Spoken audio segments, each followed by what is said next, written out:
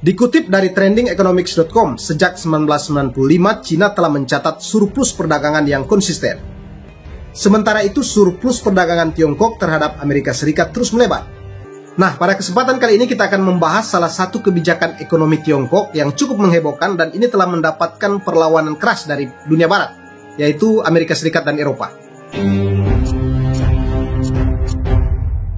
Sebuah tulisan berjudul Is Made in China 2025 A Threat to Global Trade yang diterbitkan oleh Council on Foreign Relations, sebuah institusi yang berdiri sejak 1920 oleh beberapa pengamat hubungan kebijakan internasional di website resminya CFR.org, menyoroti tentang kebijakan industri Cina yang secara cepat memperluas sektor teknologi tingginya dan mengembangkan basis manufaktur maju, yang kemudian dianggap sebagai ancaman oleh Amerika dan negara-negara demokrasi lainnya. Diketahui bahwa pada tahun 2015 yang lalu, pemerintah Cina telah meluncurkan visi 10 tahun bertajuk Made in China 2025, sebuah kebijakan industri yang dipimpin oleh negara yang berupaya menjadikan Cina dominan dalam manufaktur teknologi tinggi secara global. Program ini bertujuan untuk menggunakan subsidi pemerintah, memobilisasi perusahaan milik negara dan ambisi kekayaan intelektual Tiongkok untuk menghasilkan sebanyak-banyaknya penemuan yang dipatenkan demi mengejar dan kemudian melampaui kehebatan teknologi barat di industri global. Dalam tulisan yang cukup provokatif ini dikatakan bahwa Amerika Serikat dan negara-negara demokrasi industri besar lainnya menganggap taktik Tiongkok ini tidak hanya merusak kepatuhan Cina terhadap aturan perdagangan internasional, tetapi juga menimbulkan risiko keamanan. Amerika Serikat berpendapat bahwa kebijakan tersebut sebagai diskriminasi terhadap investasi asing dan transfer teknologi paksa, pencurian kekayaan intelektual, serta spionase dunia maya. Praktek yang telah mendorong Presiden Donald Trump di eranya untuk memungut tarif atas barang-barang Cina dan memblokir beberapa akuisisi perusahaan teknologi yang didukung Cina, sekaligus memanas tensi dalam konflik perang dagang Amerika Serikat-Cina. Sementara itu di sisi lain, banyak negara telah memperketat pengawasan terhadap investasi asing Tiongkok sebagai respon dari rencana Cina ini. Apa sih program Made in China yang membuat Amerika Serikat dan Eropa gentar? Dirilis pada tahun 2015, Made in China 2025 adalah rencana 10 tahun pemerintah Tiongkok untuk mengupgrade basis manufaktur Cina dengan mengembangkan 10 industri teknologi tinggi secara cepat. Yang utama diantaranya adalah mobil listrik dan kendaraan energi baru lainnya, teknologi informasi, telekomunikasi generasi baru, robotika canggih, dan kecerdasan buatan. Sektor utama lainnya termasuk teknologi pertanian, teknik kedirgantaraan, bahan sintetis baru, peralatan listrik canggih, biomedis, infrastruktur kereta api kelas atas, dan teknik maritim berteknologi tinggi. Sektor-sektor ini merupakan pusat dari apa yang disebut dengan revolusi industri 4.0 yang mengacu pada integrasi data besar, komputasi awan, dan teknologi baru lainnya ke dalam rantai pasokan manufaktur global. Dalam hal ini, pembuat kebijakan Cina mendapat inspirasi dari rencana pengembangan industri 4.0 pemerintah Jerman. Tujuan utama Cina disebut adalah untuk mengurangi ketergantungan Tiongkok terhadap produk teknologi asing, sekaligus mempromosikan para produsen teknologi tinggi Cina ke pasar global. Industri semikonduktor menjadi prioritas khusus, mengingat sentralitasnya pada hampir semua produk elektronik, apalagi Cina saat ini sebagai produsen barang elektronik terbesar dunia. Cina menyumbang sekitar 60% dari permintaan global untuk semikonduktor, tetapi hanya menghasilkan sekitar 13% dari pasokan global. Made in China 2025 menetapkan target spesifik, di mana pada 2025 bisa mencapai 70% produksi sendiri di industri teknologi tinggi, dan pada 2049, saat merayakan 100 tahun Republik Rakyat Cina, mereka telah memiliki posisi dominan di pasar global. Pemerintah Cina sadar bahwa target ambisius mereka ini di tahun 2025 akan ditentang keras oleh Amerika Serikat dan negara-negara industri maju lainnya. Terus, apa yang dilakukan oleh Cina?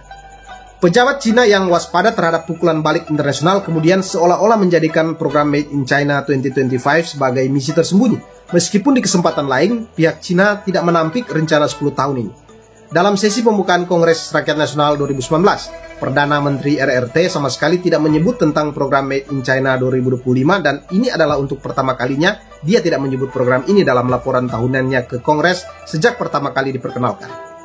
Program Cina 2025 ini sebenarnya mencerminkan tujuan pembangunan jangka panjang Cina yang sudah digulirkan sejak awal reformasi pada era tahun 80-an. Dalam beberapa dekade terakhir, Partai Komunis Cina telah mengambil langkah-langkah untuk meningkatkan ekonomi yang sebagian besar berfokus pada sektor pertambangan, energi, dan barang-barang konsumsi yang membentuk hampir setengah dari perekonomian Tiongkok menuju ekonomi teknologi tinggi dan berproduktivitas tinggi. Cina 2025 dimaksudkan untuk mendorong ekonomi dan keluar dari jebakan pendapatan menengah. Subsidi besar untuk produksi lokal dan inovasi asli Cina telah lama menjadi kebijakan resmi Tiongkok.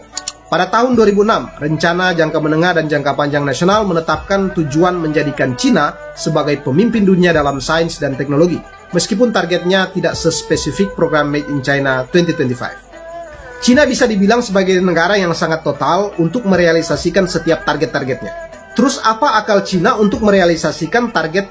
Ada 5 kebijakan taktis yang dilakukan Cina. Ini ulasannya. Langkah awal yang dilakukan adalah mempercepat upaya yang sudah ada sebelumnya dengan mencurahkan lebih banyak sumber daya dan mengintensifkan perencanaan kebijakan terpusat untuk berkoordinasi di seluruh level pemerintah, perusahaan swasta, dan akademisi. Rencana tersebut mencakup kebijakan yang dinyatakan secara publik maupun terselubung, yang menurut beberapa analis dimaksudkan untuk melindungi Cina dari tuduhan melanggar komitmennya kepada Organisasi Perdagangan Dunia. Kebijakan-kebijakan tersebut antara lain, yang pertama menetapkan target eksplisit. Pemerintah Cina mendorong perusahaan swasta dan publik untuk pengambilan keputusan yang cepat dan tegas sesuai skala prioritas yang ditetapkan dan disepakati. Kedua, pemberian subsidi langsung. Pemerintah akan meningkatkan dukungan langsung bagi industri Cina 2025 melalui pendanaan negara, pinjaman berbunga rendah, keringanan pajak, dan subsidi lainnya. Jumlah pastinya tidak jelas, tetapi beberapa perkiraan menyebutkan kemungkinan jumlahnya ratusan miliar dolar. Ketiga, investasi asing dan akuisisi. Perusahaan-perusahaan Cina baik swasta maupun BUMN telah didorong untuk berinvestasi di perusahaan asing, terutama perusahaan semikonduktor, untuk mendapatkan akses ke teknologi canggih. Nilai akuisisi Cina di Amerika Serikat mencapai puncaknya pada tahun 2016 dengan nilai lebih dari 45 miliar US dollar. Keempat, memobilisasi perusahaan yang didukung oleh negara. Sebagian besar investasi ini berasal dari BUMN atau perusahaan yang didanai oleh pemerintah Cina. Reformasi ekonomi tahun 1980-an mengurangi peran perusahaan negara dalam perekonomian, tetapi mereka masih menyumbang sepertiga dari produk domestik bruto dan sekitar 2/3 dari investasi luar negeri Cina. Banyak pemimpin teknologi global Cina seperti Huawei dan ZTE, meskipun sebagai perusahaan swasta tetapi didukung oleh pemerintah. Kelima, transfer teknologi joint venture. Perusahaan asing mengeluh bahwa untuk berinvestasi atau melakukan bisnis di Cina, mereka harus masuk ke dalam skema usaha patungan dengan perusahaan Cina di bawah persyaratan yang mengharuskan mereka untuk berbagi kekayaan intelektual dan ilmu pengetahuan teknologi canggih. Seperti yang telah dijelaskan oleh senior CFR Brad Setzer, bahwa Cina telah menggunakan aturan joint venture untuk memperoleh teknologi luar mulai dari kereta api berkecepatan tinggi hingga baterai kendaraan listrik. Meski beberapa aturan yang berkaitan dengan investasi perusahaan mobil ini telah dilonggarkan, seperti investasi perusahaan mobil listrik Amerika Serikat Tesla yang masuk ke Cina tanpa melalui skema patungan dengan perusahaan lokal Cina.